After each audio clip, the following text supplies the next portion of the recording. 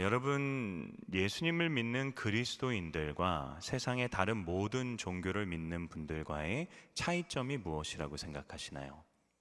여러 차이가 생각나실 수 있습니다. 근데 중요한 한 가지의 차이는 무엇이냐면 그분들은 구원받기 위한 삶을 사신다는 것이고요. 저희는 구원받은 후의 삶을 산다는 것입니다. 구원받기 위한 삶과 구원받은 후의 삶입니다. 여러분, 제가 지난주에 말씀드린 것처럼 저와 여러분이 이미 예수님을 믿는 믿음으로 인해 물속에 들어갔다 나온 사람들이죠.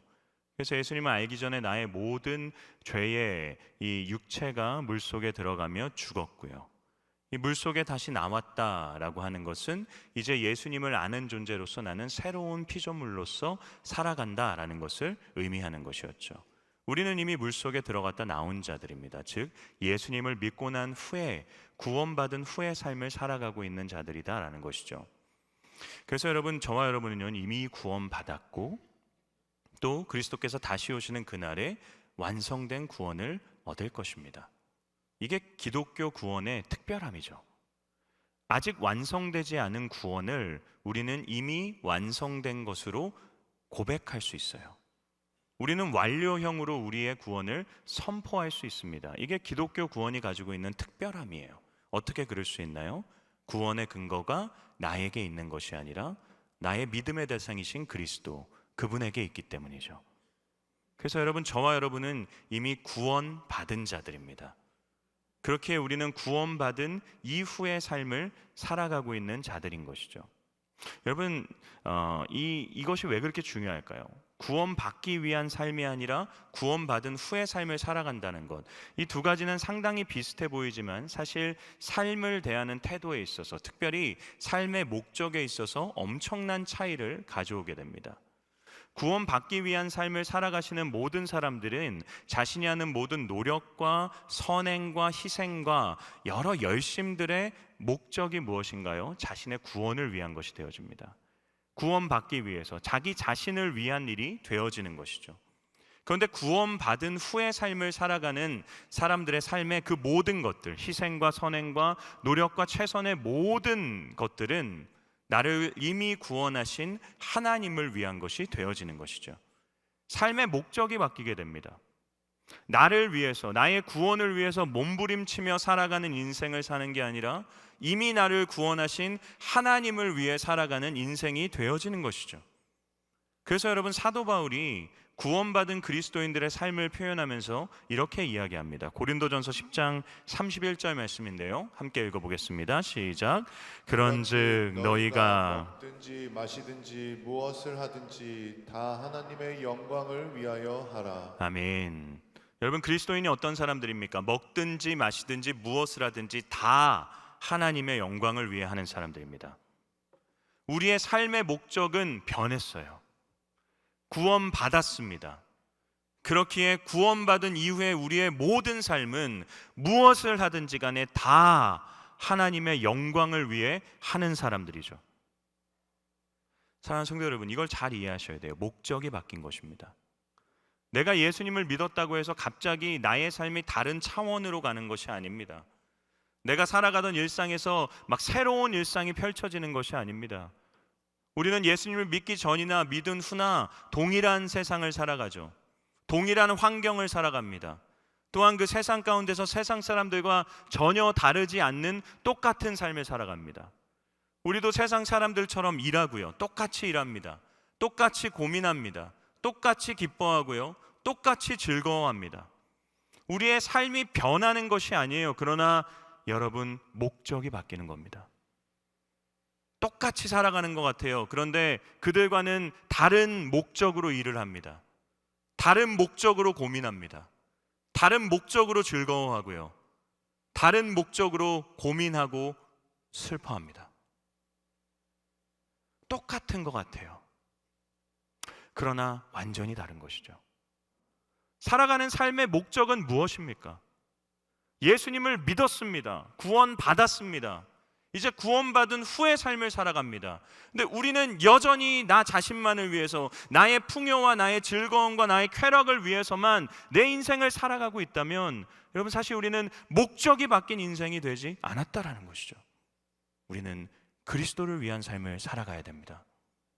우리는 하나님의 영광을 위해서 살아가야 하는 자들입니다. 사랑하는 성도 여러분, 저는 우리 범호교회 모든 성도님들이 이런 목적이 바뀐 하나님의 영광을 위해 살아가는 자들이 되기를 주님의 이름으로 축원합니다. 중요한 질문은 이것이죠. 어떻게 하면 하나님의 영광을 위해 살아갈 수 있습니까? 어떻게 사는 것이 그런 삶일까요? 오늘 본문에서 예수님께서 그런 삶이 소금과 빛으로 사는 삶이다 라고 말씀하십니다. 이 두 가지를 다 살펴보면 좋겠지만 그러면 저도 힘들고 여러분도 힘들어질 것 같아서 오늘 한 가지 소금의 삶에 대해서만 살펴보겠습니다. 예수님께서는 저와 여러분을 가리켜서 너희는 세상의 소금이다 라고 말씀하세요. 여러분, 소금이 무엇인지를 먼저 알아야겠죠. 소금은 어떤 특성을 갖고 있나요? 소금은 언제 의미가 있어지나요?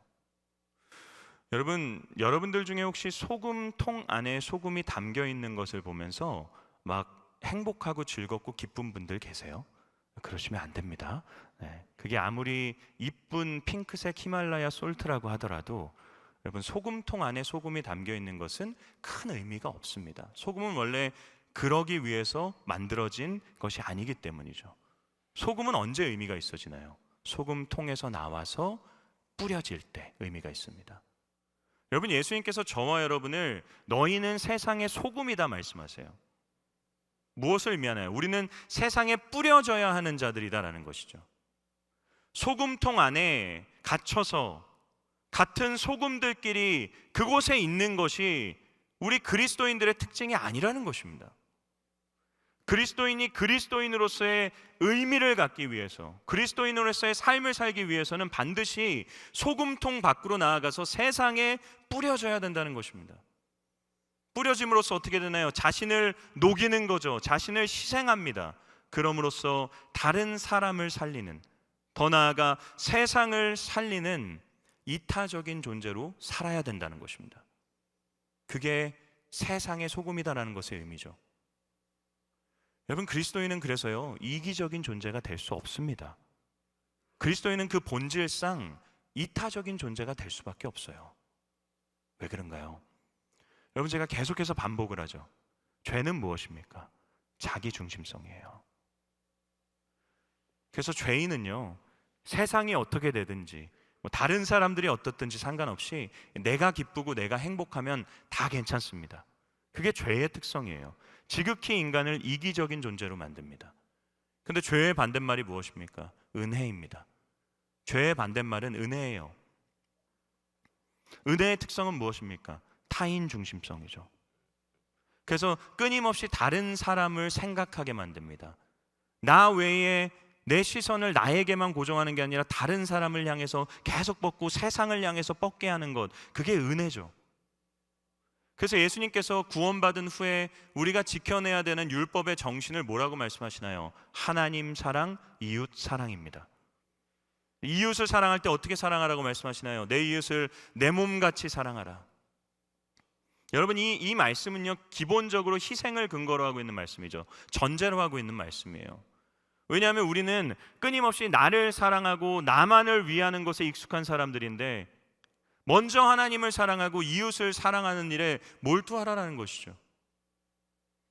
그리스도인은 뿌려진 소금입니다. 뿌려진 소금으로서 자신을 녹여서 은혜를 아는 자로 이타적인 존재, 다른 사람을 살리는 존재로 살아가야 되는 자들이죠.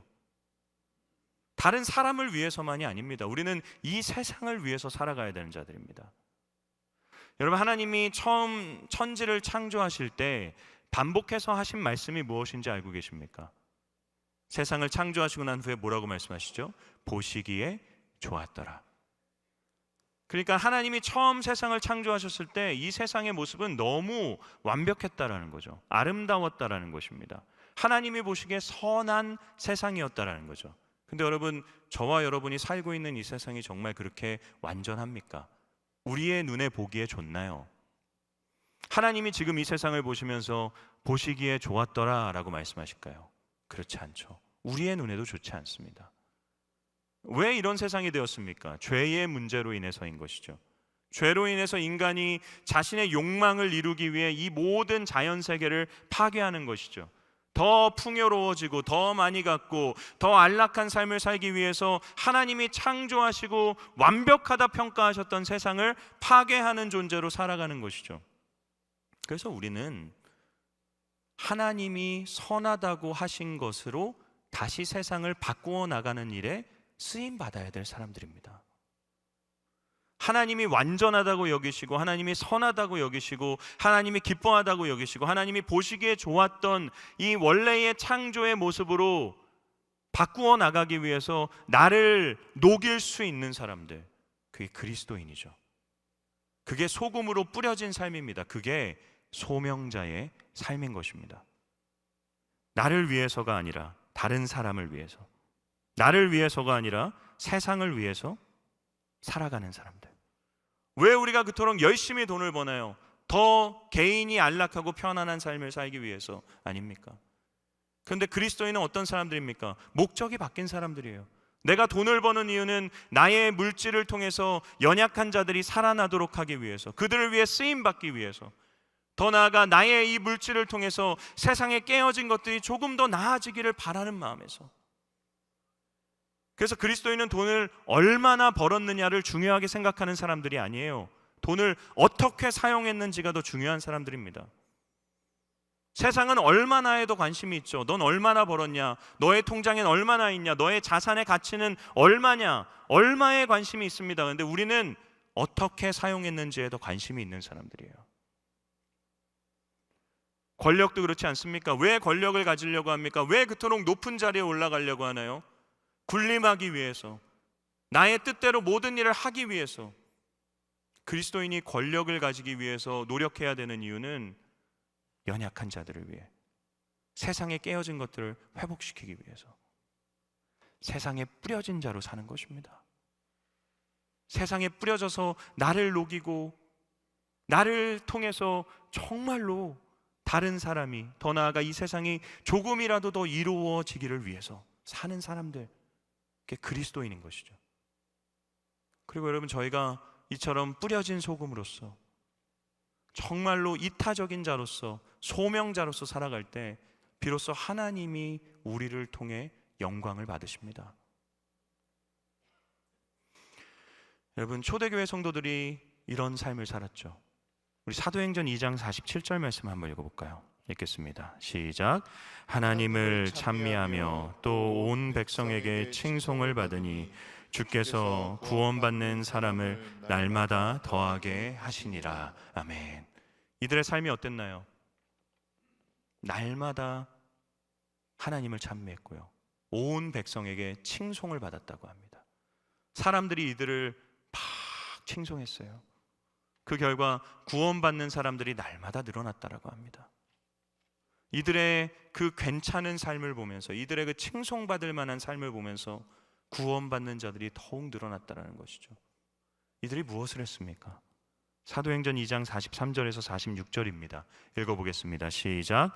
사람마다 두려워하는데 사도들로 말미암아 기사와 표적이 많이 나타나니 믿는 사람이 다 함께 있어 모든 물건을 서로 통용하고 또 재산과 소유를 팔아 각 사람의 필요를 따라 나눠주며 날마다 마음을 같이하여 성전에 모이기를 힘쓰고 집에서 떡을 떼며 기쁨과 순전한 마음으로 음식을 먹고. 아멘. 여러분, 이들의 삶이 어땠나요? 이타적인 삶이었죠. 다른 사람을 위한 삶이었습니다. 자기를 주장하지 않았어요. 자신의 것을 가지고 다른 사람과 함께 나눴습니다. 더 나아가 이들은 사회의 어려움들을 외면하지 않았죠. 사도들이 표적과 기사들을 베풀었다고 합니다. 무슨 표적과 기사를 베풀었을까요? 연약한 자, 병든 자를 치유하는 것이죠. 여러분, 초대교회 성도들은 이 세상의 문제를 무관심하게 여기지 않았어요. 초대교회 성도들은 자기 자신이 뿌려져서 기꺼이 다른 사람을 이롭게 하는 이타적인 존재로 살아갔습니다. 그 결과 사람들로부터 칭송을 받게 된 거죠. 그리고 구원받는 자들이 날마다 늘어나게 된 것입니다. 여러분, 제가 설교를 준비하는데 이게 너무나도 부러웠습니다. 그럼 지금 시대의 사람들이 그리스도인들을 어떤 사람들이라고 평가하고 있나요? 우리는 정말 이타적인 자들로 평가받고 있나요? 어쩌면 우리는 자기들밖에 모르는 이기적인 자들로서 평가받고 있는 것은 아닙니까? 그렇지 않다라고 하는 여러 가지 증거들이 있습니다. 얼마든지 주장할 수 있어요. 그러나 안타까운 것은 우리는 그들에게 참 이기적인 존재들로 여겨지고 있다는 것이죠. 예전에 저는 교회 안에서 아버지 사택에서 살았습니다. 그때 저희 집에 하루에도 정말 거짓말 안 하고 10번 가까이 방문하셨던 분들이 있는데 노숙인 분들이었어요. 매일같이 찾아오셨어요. 배를 누르시고. 근데 그분들 중에 저에게 이런 말씀하신 분이 계세요. 교회만 돌아다녀도 굶어 죽진 않는다. 교회만 돌아다녀도. 근데 지금 우리는 얼마나 그런 분들의 방문을 받고 있나요? 교회의 담이 너무 높아진 것은 아닙니까? 그러면 정말 교회가 사람들을 위해서 살아가고 있다, 이타적이다라고 하는 평가를 우리는 받고 있습니까? 이런 세상을 살아가는 저와 여러분은 그렇기에 더더욱 소금과 같은 삶을 살아야 된다고 생각합니다. 왜냐하면 자신을 녹여서 다른 사람을 이롭게 하는 삶은요, 그리스도인들만이 아니라 또한 그 초대교회 당시의 사람들만이 아니라 모든 사람들이, 지금 시대의 사람들조차도 인정하는 사랑의 언어이기 때문이에요. 여러분, 왜 우리가 책을 보고 또는 드라마나 영화를 보면서 부모님의 이야기가 나오면 그렇게 눈물을 흘리나요? 자기를 희생해서 나를 살려준, 나를 위해 그 걸음이 기꺼이 되어준 그 부모님의 사랑, 이타적인 사랑의 모습 때문 아닙니까? 그거는 그리스도인들만이 감동을 느끼지 않습니다. 세상 모든 사람들이 동일한 감동을 느껴요. 세상 사람들에게 우리가 보여줄 수 있는 사랑, 정말 그리스도의 사랑, 교회는 정말 사랑인 곳이구나 드러낼 수 있는 것은 자신을 녹이는 이타적인 행동을 통해서다라는 것이죠. 여러분, 그런 삶이 예수님의 삶 아닙니까? 예수님께서 이 땅에 오셔야 됐던 이유가 무엇 때문인가요? 우리를 위해서죠. 자기 자신을 위한 것이 아닙니다. 타락한 이 세상을 위해서인 것이죠. 예수님은 이 땅에 오셔서 처음부터 끝까지 타자 중심적인 삶을 사셨어요. 그분은 우리를 위해 십자가에 매달려서 자신의 목숨까지도 내어주며 정말 자신을 녹이시며 세상에 뿌려진 소금이셨습니다. 그러므로 어떤 일이 일어나나요? 그분이 십자가 위에서 우리를 위해 자신의 몸을 희생하셨을 때, 녹이셨을 때, 우리를 위해 뿌려지셨을 때 비로소 사람들이 그분을 바라보며 그리스도 되심을 인정하게 되죠. 그리스도인됨, 우리의 그리스도인됨도 동일한 것 아닙니까? 우리가 어떻게 사람들에게 너는 정말 그리스도인이다라는 인정을 받을 수 있습니까? 예배를 나오는 것을 통해서 되지 않습니다. 예수 그리스도를 닮은 그런 이타적인 모습을 보일 때. 여러분, 사실 소금과 설탕은 그다지 다르지 않아요. 저는 얼마나 많이 소금을 뿌려야 될 때 설탕을 뿌리고 설탕을 뿌려야 될 때 소금을 뿌려서 곤욕스러웠는지 모릅니다. 요즘에 그 소금 커피라는 거 아시나요? 전 그거 누군가의 착각 소면에 만들어졌다라고 생각합니다. 물론 정확한 건 아니에요. 소금과 설탕은 똑같아요. 사실 눈으로, 육안으로 구별하기 힘듭니다. 그런데 맛을 보면 달라요. 딱 맛을 보는 순간 소금은 그 강렬한 맛을 드러냅니다. 우리 똑같이 삽니다. 근데 그리스도인을 만나는 그 순간 세상 사람들이 그 강렬한 맛을 느껴야 돼요. 와, 이 사람은 정말로 이타적인 사람이구나. 사랑하는 성도 여러분, 저와 여러분을 통해 여러분 주변에 살아가고 있는 분들은, 여러분의 직장 동료들은, 여러분의 주민들은, 여러분의 친구들은, 여러분의 가족들은 어떤 유익을 누리며 살아가고 있습니까? 여러분 일상의 삶에서 어떠한 소금으로서, 뿌려진 소금으로서의 삶을 살고 계십니까? 거창한 게 아니어도 됩니다. 여러분 아파트에 경비하시는 분들은, 여러분 아파트에 그렇게 여러분의 편의를 위해서 배달하시는 분들은 여러분을 통해 어떠한 유익을 누리고 계십니까? 이 생캠을 진행하면서 저희 교육부서의 한 부서가 캠페인으로 그것을 했어요. 경비하시는 분들께 아이들이 편지를 써서 에너지바와 선물을 드리기. 배달하시는 분들을 위해 생수를 준비하고 응원의 메시지를 전달하기, 학교에서 왕따 당한 아이들에게 가서 말을 걸고 같이 식사하기. 그럼 제가 이 보고서를 봤는데 마음이 설레었어요. 여러분, 우리는 누군가에게 어떠한 유익을 끼치는 자로서 살아가고 있습니까?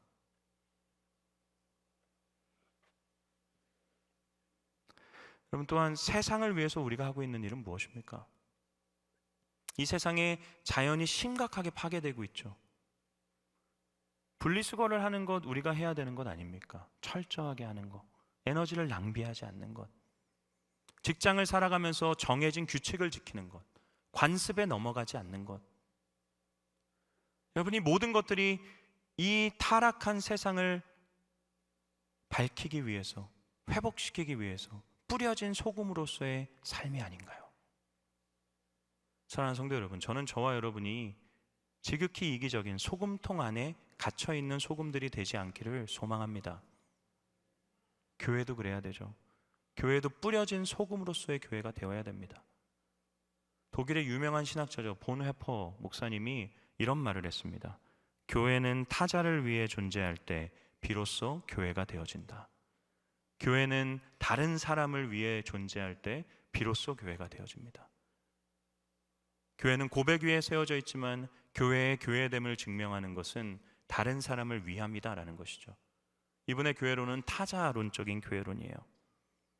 교회는 이곳에 우리만 모여서 행복하고 우리만 더 대단해지고 거대해지고 더 위대해지는 것에 그 의미와 목적이 있지 않습니다. 교회는 우리 주변을 위해서 존재해야 됩니다. 우리 교회는 정말로 이 일을 위해서 여러 가지 일들을 섬기고 있어요. 정말 많이 섬기고 있습니다. 제가 이게 얼마나 감사한지 모릅니다. 근데 여러분, 정말 이 주변에 있는 지역 사회들을 위해서 우리는 무엇을 할 수 있을까요? 제가 삼일교회라는 교회에서 부교육자로 사역을 할 때 정말 우리 교회가 이 지역 주변을 위해서 할 수 있는 것이 무엇인지를 청년들이랑 고민했어요. 그래서 이 지역 사회를 먼저 우리가 이해해야 되지 않겠냐 하면서 지역 사회를 돌아다녔습니다. 근데 교회 뒤편에 골고다 언덕이라고 불리는 높은 이 언덕길이 있었어요. 눈이 조금이라도 내리면 그 길은 마비됩니다. 그리고 그 길을 오가는 여러 어르신들이 너무 힘들어하셨어요. 그래서 저희가 청년들이랑 내린 결론이 뭐냐면 거기에 우리가 에스컬레이터를 만들어 드리자. 그리고 그 앞에 삼일교회라고 하는 이름 하나 붙이면 그것이야말로 교회가 세상을 섬기는 일이 아닐까. 그 가파른 언덕길에 시와 협의해서 그 밑에다가 우리가 열선 하나 깔아드리면 가장 좋은 섬김이 될 수 있지 않을까. 물론 저는 이거를 같이 논의하고 범어교회 부임해서 어떻게 됐는지 모릅니다. 우리는 무엇을 하고 있습니까? 저희가 경동초등학교에 찾아갔어요. 교회가 여러분을 위해서 할 수 있는 것이 무엇일까요? 그분들이 몇 가지를 주셨어요. 근데 그 중에 하나가 뭐냐면 경동초등학교 교통안전 지킴이를 해줬으면 좋겠습니다. 우리 교회에서 경동초등학교가 바로 건너편에 있는데 연결되는 길이 두 군데가 있습니다. 두 횡단보도가 있어요. 그런데 그 아래쪽 횡단보도에는 이 교통안전봉사를 해주시는 분들이 이미 계세요. 우리 교회 그 계단에서 경동초로 넘어가는 길에는 아무도 계시지 않습니다.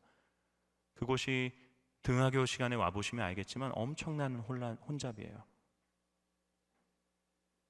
그걸 저희한테 부탁하시더라고요. 그래서 이번 주 소명자로 드립니다. 여러분, 소금은 맛을 잃어도 여전히 소금입니다. 그러나 맛을 잃은 소금은 아무런 효용 가치가 없습니다.